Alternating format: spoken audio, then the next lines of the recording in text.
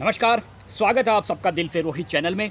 दोस्तों, राजस्थान सरकार के कैबिनेट मंत्री, पूर्वी राजस्थान के कद्दावर नेता और मीणा समाज के नंबर 1 नेता डॉक्टर किरोड़ीलाल मीणा की जुबान से अक्सर ये शब्द सुनने को मिल जाता है कि जिसका लक्ष्मण जैसा भाई हो वो कैसे कोई जंग हार सकता है।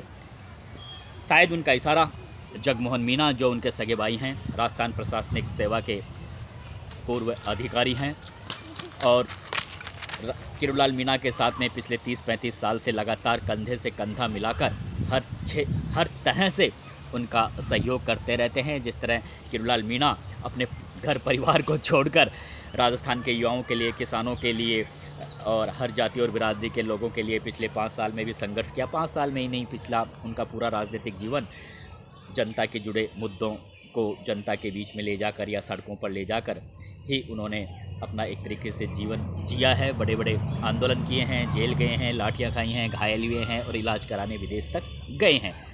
लेकिन इस संघर्षशील उनके इस जीवन में जगमोहन मीणा का भी बहुत बड़ा हाथ है।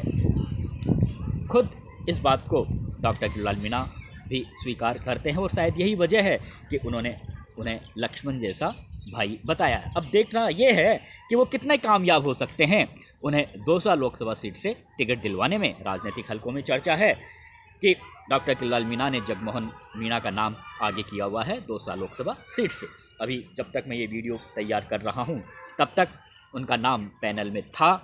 आगे क्या डिसीजन होता है ये तो आने वाले दिनों में पता चलेगा। लेकिन वहाँ पर जश कौर मीणा अपनी बेटी को टिकट दिलवाने के लिए लाइन में है। कहा यह भी जा रहा है कि झुंझुनू, सीकर और झुंझुनू, दौसा और 1-2 जगह ऐसी हैं वहाँ पर भारतीय जनता पार्टी महिला उम्मीदवार को टिकट देने के पक्ष में है। अब देखते ये हैं, क्योंकि जिस तरह से किरोड़ीलाल मीणा, आप सबको पता है कि 2009 में दौसा से सांसद रह चुके हैं, काफ़ी कद्दावर नेता हैं। दौसा लोकसभा सीट में आधा दर्जन से ज़्यादा जो विधानसभा क्षेत्र आते हैं वहाँ वे विधायक रह चुके हैं।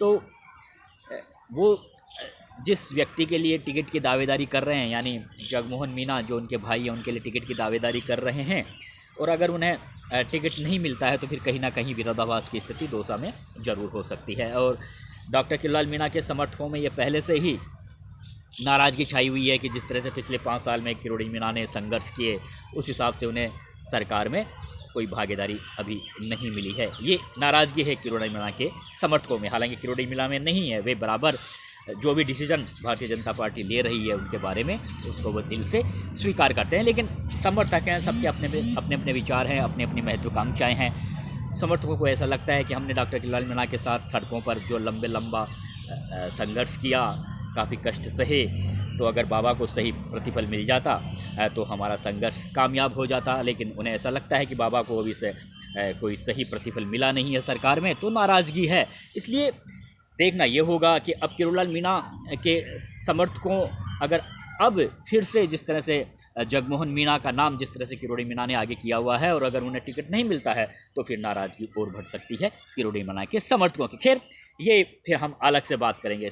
आज बात इसी बात की हो रही है कि डॉक्टर किरोड़ीलाल मीणा ने आखिर ऐसा क्या देखा जगमोहन मीणा में। हालांकि उनके सगे भाई हैं, बचपन से उन्हें देख रहे होंगे, लेकिन देखिए आजकल आधुनिक युग है और पैसों की चकाचौंध में, प्रॉपर्टी विवाद में हमने देखा है भाई भाई का कत्ल कर देता है, बेटा पिता का कत्ल कर देता है, भाई बहन का कत्ल कर देती है। लेकिन यहाँ पर जिस तरह से उन्होंने इस सामाजिक माहौल में, इस अत्याधुनिक ऐशो आराम की इस ज़माने में डॉक्टर किरोड़ीलाल मीणा ने जो शब्द यूज किया है जगमोहन मीणा के लिए, वो काफ़ी गंभीरता से एक सोचने वाली बात है। अगर हर परिवार में अगर इसी तरह का माहौल बना रहे तो फिर क्या कहने। लोग कहते हैं और देखा भी है एक पत्रकार होने के नाते कि पिछले 30-35 सालों में बाबा के रहे, वो विधायक रहे, सांसद रहे और बड़े बड़े पदों पर रहे हैं, लेकिन पद एक तरफ और उनके आंदोलन एक तरफ, और ऐसे आंदोलन किए कि उन्हें हॉस्पिटल में जाना पड़ा, कई दिनों तक जेल में रहना पड़ा, भूखे प्यासे अपनी मांगों को लेकर सड़कों पर बिस्तर डालकर सोते रहे कड़ाके की ठंड में। और भीषण गर्मी में, लेकिन घर नहीं गए। तो ऐसे हालातों में जो पीछे की जो सारी जिम्मेवारी है, लोग कहते हैं जो पीछे की सारी जिम्मेवारी है वो जगमोहन मीना ने उठाई और अपने भाई को कह दिया कि आपको जो मन में आए करिए, आप जिस उद्देश्य के लिए, जिस मिशन के लिए भगवान ने आपको बनाया है उस मिशन को आप पूरा करिए, बाकी के सारे काम मैं देखता हूँ। ऐसा उनके नज़दीकी लोग कहते हैं। और डॉक्टर किरोड़ीलाल मीणा भी ये महसूस करते हैं कि जो परिवार सबका होता है, परिवार के भी बहुत काम होते हैं और जो कार्यकर्ता होते हैं उन्हें भी एक तरीके से हैंडल करना पड़ता है, उनका भी प्रबंध करना पड़ता है और बहुत सी आंदोलनों से जुड़ी बहुत सी व्यवस्थाएं करनी पड़ती है, तब जाकर कोई भी आंदोलन सफल होता है। तो इन सारे कामों में यानी बाबा ने विधायक रहे हैं, सांसद रहे हैं, तो उन्होंने जनता से वादे भी किए हैं और वादों को पूरा करना है तो किस तरह से क्या करना है, तो इन सारे बातों का मैनेजमेंट जगमोहन मीणा ने संभाला। यानी प्रशासनिक अनुभव उन्हें काफ़ी लंबा था ही और किस तरह से पब्लिक के जो लोग हैं उन्हें किस तरह से अपने साथ लिया जा सकता है, किस तरह से उनकी समस्याओं को सुलझाया जा सकता है। समस्याएं भी भांति भांति की तरह की होती है, अलग अलग डिपार्टमेंटों की होती है।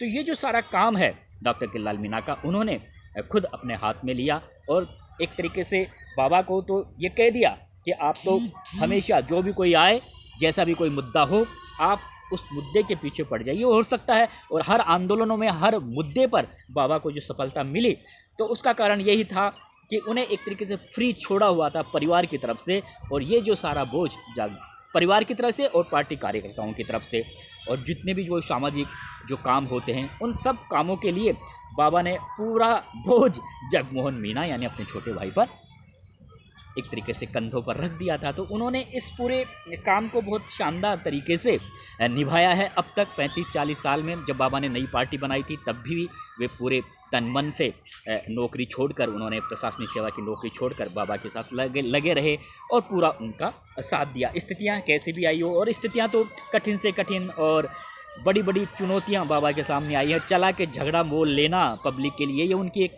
नियति बन गई है, वो उनकी एक आदत बन गई है।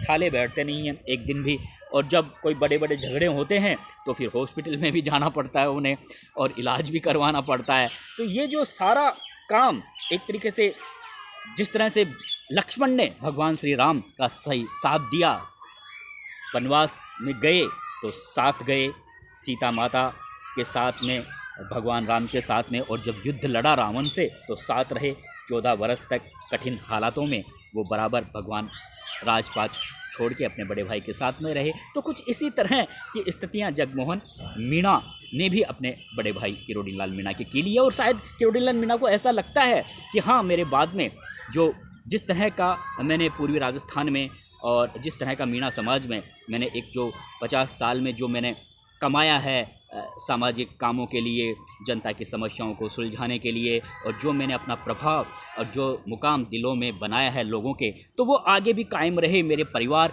के प्रति लोगों का विश्वास बना रहे। तो उन्हें ऐसा लगता है कि कहीं ना कहीं मेरे बाद में जगमोहन मीणा इस काम को बखूबी से निभा सकते हैं, और इसीलिए वे टिकट की मांग कर रहे हैं दौसा से कि अगर यहाँ इस फील्ड में आते हैं, उनकी एक अच्छी तरह से एंट्री होती है तो दौसा की समस्याओं को वो सुलझा सकते हैं। लोगों से बराबर उनका टच तो वैसे उनका है दौसा विधानसभा क्षेत्र से। हर विधानसभा क्षेत्र में चाहे वो जितने भी चुनाव लड़े हैं किरोड़ीलाल मीणा ने, वो सारा चुनावी मैनेजमेंट उन्होंने ही संभाला है। लेकिन आगे हर दिन माहौल बदलता है, हर दिन परिस्थितियां बदलती है, तो इन विकट हालातों को आने वाले दिनों में जगमोहन मीणा ठीक तरह से हैंडल कर सकते हैं। और पब्लिक के साथ में जो टच है किरोड़ीलाल मीणा के परिवार का, वो ऐसा टच बना रहे। तो शायद किरोड़ीलाल मीणा यही सोचते हैं कि ये कुव्वत जगमोहन मीणा में है, इसीलिए वे दमदार तरीके से दिल्ली में उनके लिए टिकट की पैरवी करते हैं। देखते हैं कैसा माहौल बनता है, किस को टिकट मिलता है, ये तो आने वाला समय बताएगा। वीडियो थोड़ा लंबा हो रहा है। नमस्कार दोस्तों।